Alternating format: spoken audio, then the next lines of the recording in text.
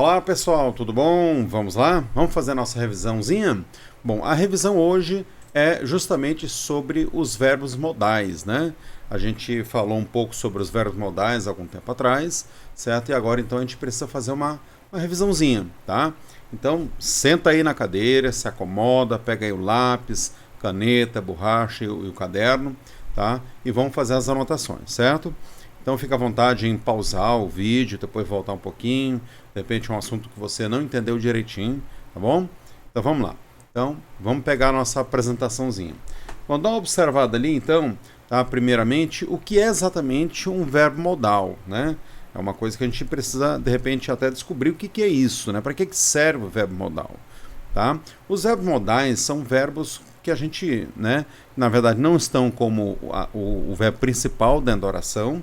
Ele tem a função apenas de fazer modificações.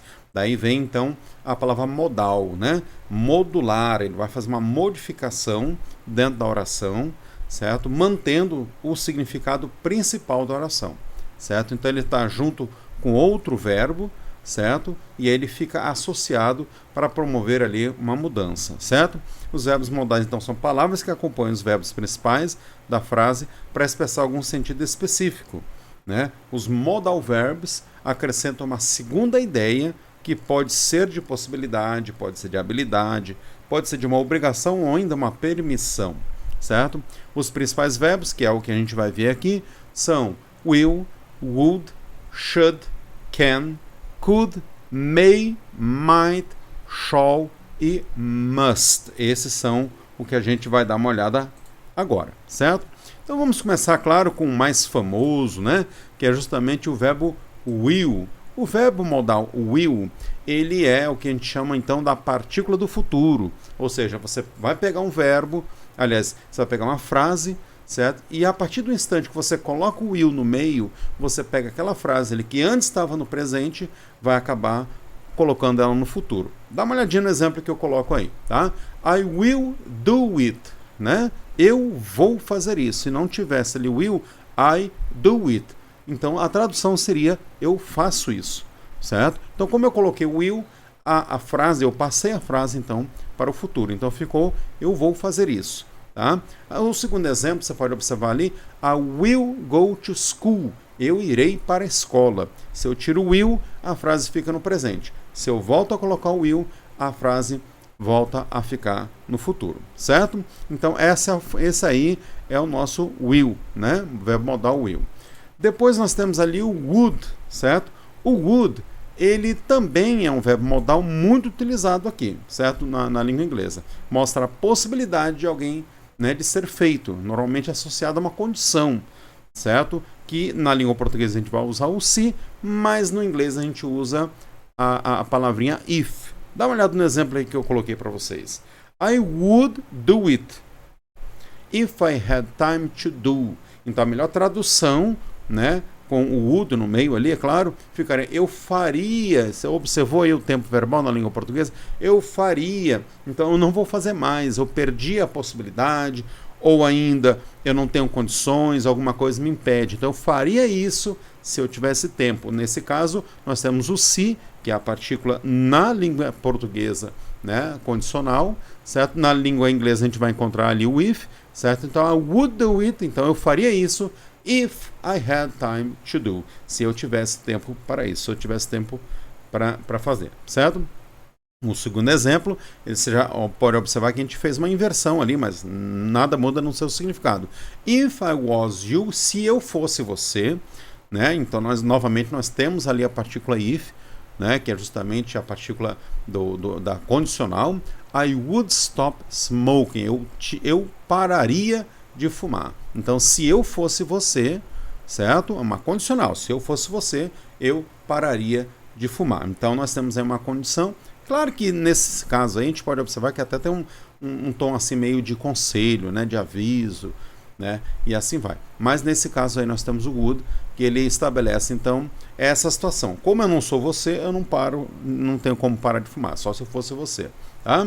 Depois nós temos ali o should, né? O should ele também é muito frequente na língua inglesa, certo? E ele é utilizado para algo que deveria ser feito, mas ainda não foi feito. né? Dá uma olhada no exemplo ali. I should do it, but I still didn't have time. Eu deveria ter feito, ou eu deveria fazer isso, mas eu ainda não tive tempo. Então essa tradução aí pode girar em torno dessas duas frases que eu coloquei aí. Eu deveria fazer isso, né? Ou eu deveria ter feito isso, mas eu ainda não tive tempo, certo? Quer dizer, nesse caso, quando eu traduzo eu deveria fazer isso, ou eu deveria ter feito isso, eu estou indicando que ainda existe a possibilidade de fazer, porém eu não fiz no tempo certo. Isso que é muito importante de ressaltar aqui.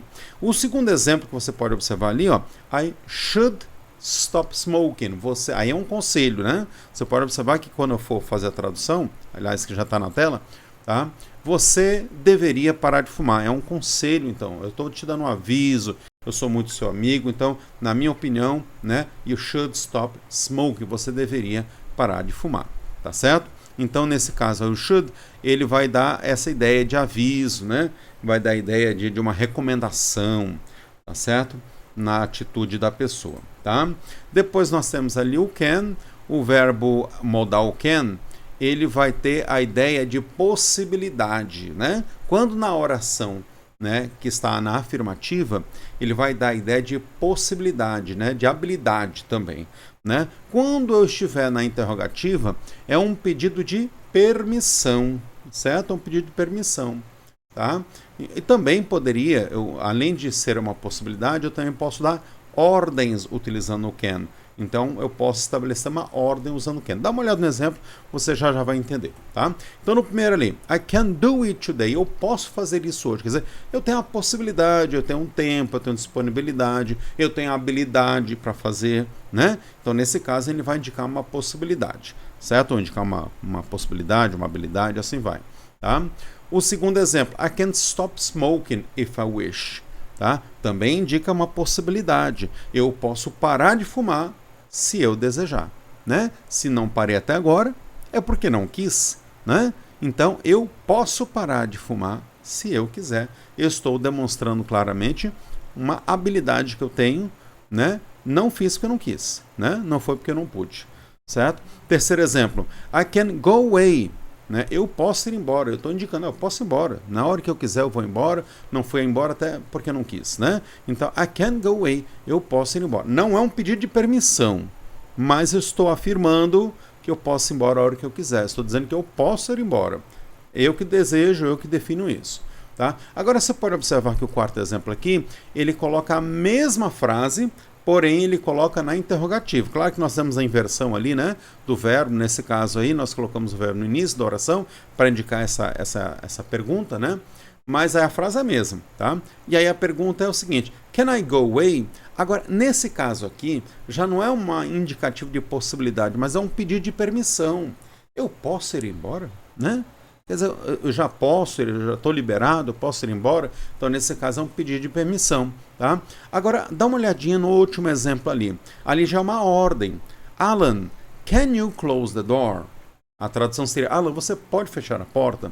Né? Ali, na verdade, eu coloquei aqui, pode parecer que eu coloquei, né, num tom de pergunta, mas não é uma pergunta, é uma afirmação, né? Você pode fechar a porta, né?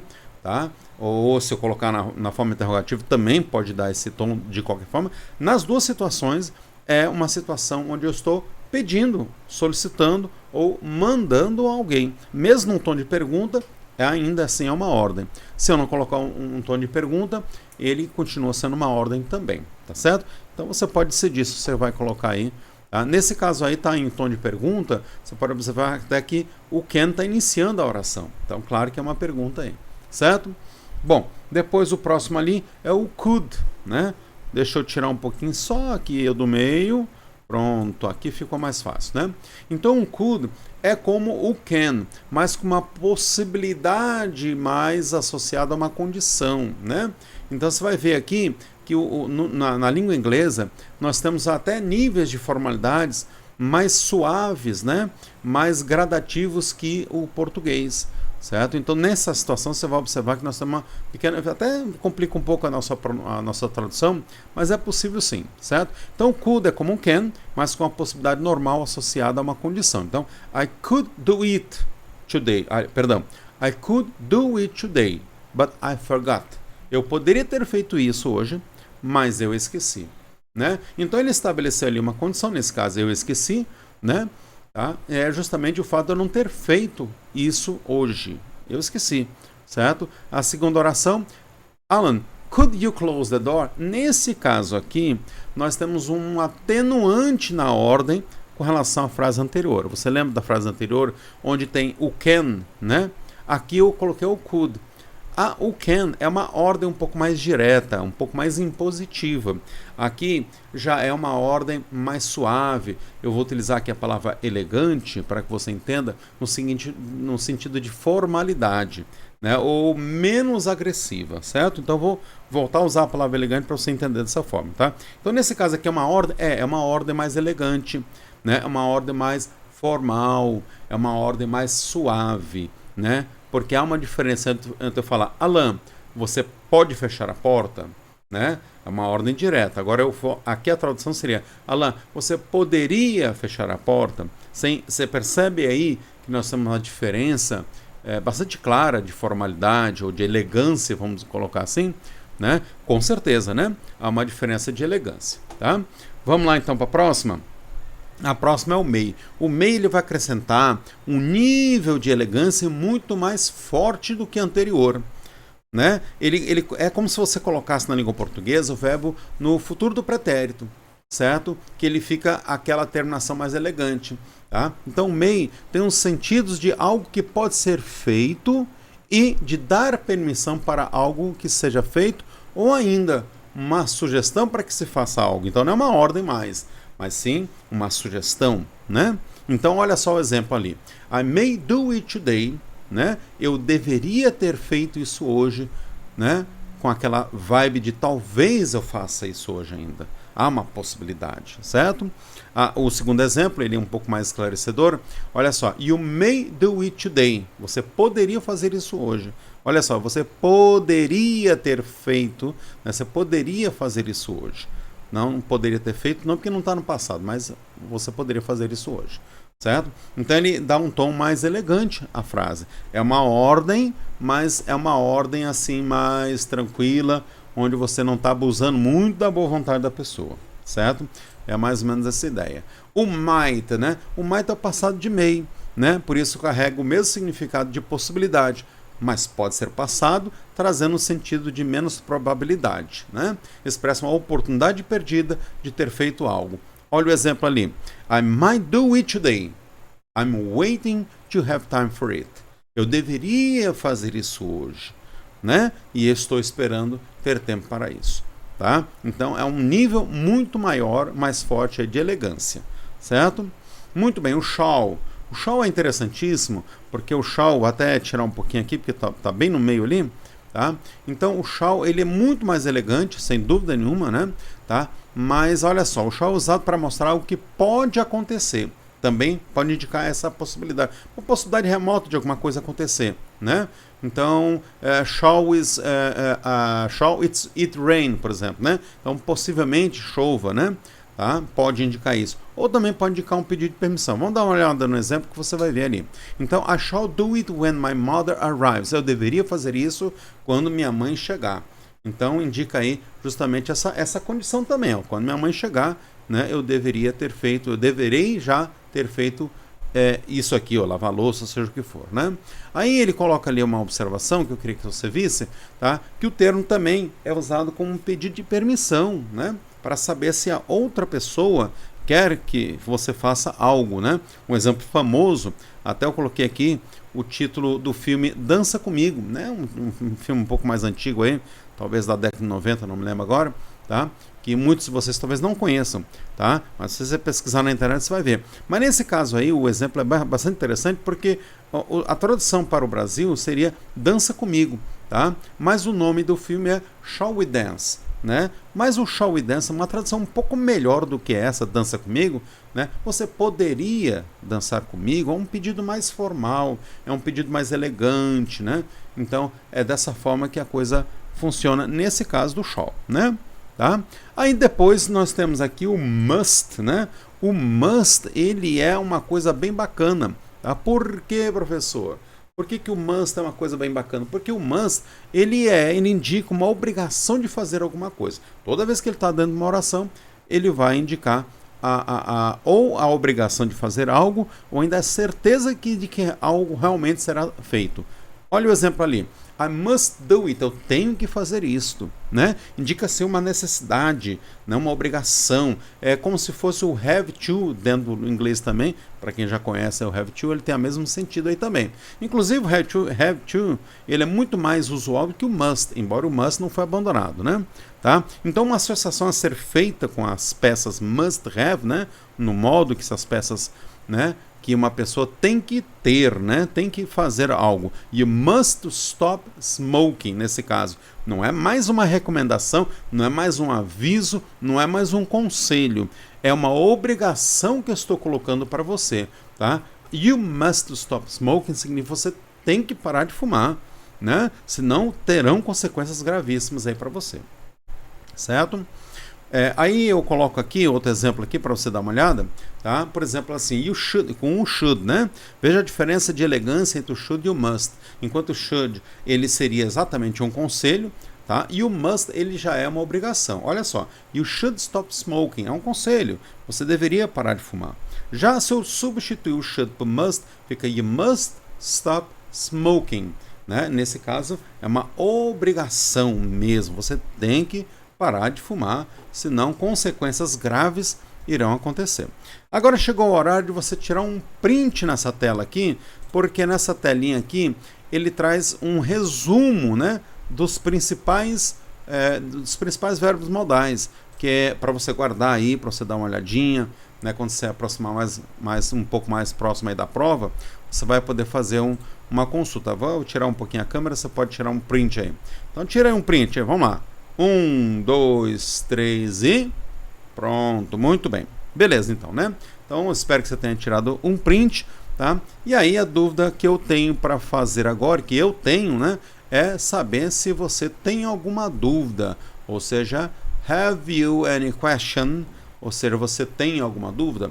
Bom, você sabe muito bem que os nossos caminhos estão absolutamente abertos, né? A qualquer instante você pode entrar em contato comigo através do grupo WhatsApp, ou mesmo até no privado, para que você possa, então, compreender melhor esses assuntos aqui, tá bom? Espero ter ajudado, tá certo? E boa prova para você, tá certo? Até mais então, pessoal.